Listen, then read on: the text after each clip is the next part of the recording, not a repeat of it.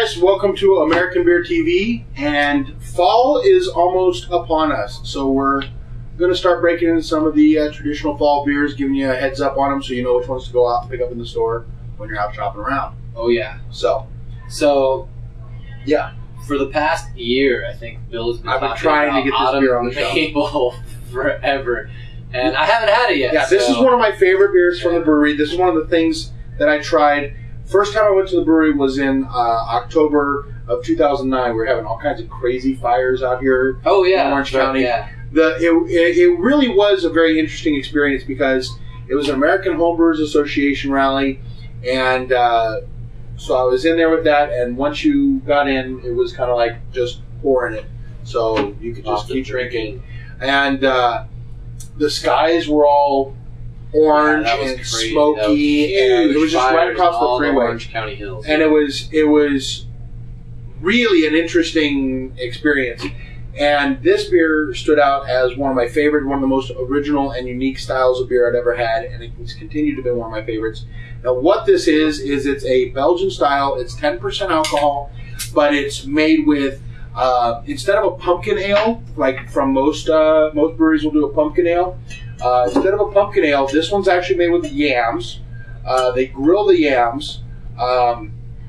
Then they add molasses, vanilla, maple syrup, all kinds of great stuff. This has just got a lot of really, really interesting and complex flavors. So I'm really excited to see what he thinks about it. And you know we're fans of the brewery anyway. It's not going to suck, dude. It's not going to suck. Shut up. It's the brewery. Ooh. Yeah. I think I'm just going to sit back and let him do that. It has, the first thing that clicks in my head is like wine notes. Mm-hmm. Wow, that's trippy. Yeah. This is a really, really like floral, effervescent aroma. Mm-hmm. It's really nice. You can definitely tell it doesn't, it doesn't smell like red wine, but it just has that like, like when you're tenuousness. Yeah, like when you're in like a tasting room at a winery or something, you can smell like oak and that kind of mustiness and all of that, and the floral and all that kind of stuff. Yeah.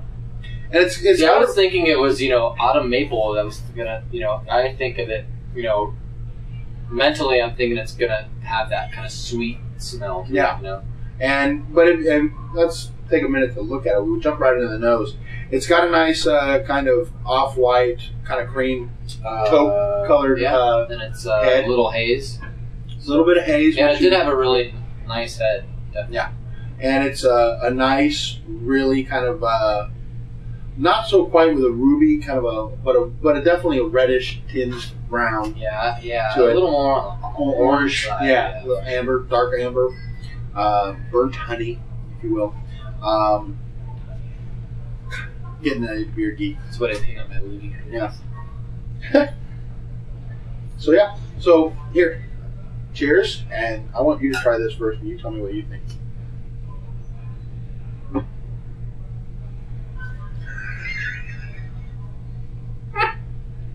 It's good. It's it has some characteristics of like a farmhouse ale, kind of rusticness. It does have a lot of that. A lot of rustic. The sweetness does come through on the finish. So I don't really taste all the components. They're there. Yeah. But it's not like you can separate. No, it tastes like maple syrup. Yeah, or it's really like, well balanced. Tastes like, is it yams, you said? Yeah, yams. It doesn't taste like yams, but it's like... No. It's there. But there's some aspect of components of of the flavors of yams that are in there. Yeah. So, putting vegetables in beer is always weird because of the sugar components, Right. So how that stuff ferments out or doesn't ferment out is always very bizarre. True. So, excuse me. But yeah, this one. I mean, I've actually made beer floats with this, putting in a scoop of that's a good idea. Cinnamon ice cream with this. That's a really good idea for a dessert. And I've also, this goes again. We're starting to get into the holidays. This is a great warmer, 10% alcohol. It's going to go really good with food. I mean, this, I think, is bold enough to stand up with your Thanksgiving meal. Yeah, I think it would go perfect with, turkey and cranberries and stuffing and mashed potatoes. It would go really well with that. Yeah. So, I mean, this is like my perfect... If anyone ever tells me, talks about the holidays or a holiday beer or whatever, this is like one of my first suggestions out of my mouth. Yeah, and I really like the yeast strain that they use with this. I mean, if that's their proprietary yeast strain, it's really nice. It's some of the Belgian, from Belgium, the real Belgian, like winter warmers or Noels or whatever, tend to have that real funk in it, Well, I mean, it's good. I mean, everyone loves the funk. It's really cool, but this is very polished. Yeah. I mean, it has, like I said, it has the rustic flavor, but it's very polished. It's like, it's really balanced. It has, it doesn't have, like, the astringencies that some of the real Belgians have. This is, that's what's so great about American beer. That's why we call this show American Beer TV. Exactly. Americans know how to do it. But, so this, seriously... I can't recommend this highly enough. I think because it's a very unique flavor profile beer. There is no. I've tried a bunch of holiday ales. Yeah. And a bunch of them really hit you over the head with spruce and with spices and with everything like that. And after 2 or 3 of them, they all kind of taste the same and they all have a very similar flavor profile.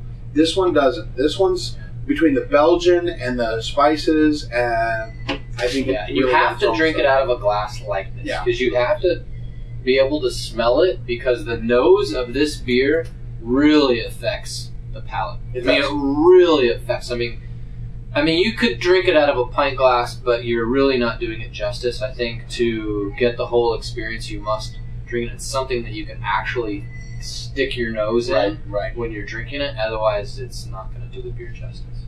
Yeah, you still get those nice. You get a little bit of that. Now I'm hooked. I'm going to be an autumn maple junkie. Gotta have it.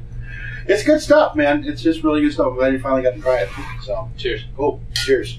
You should try it too. Get out there and drink craft beer.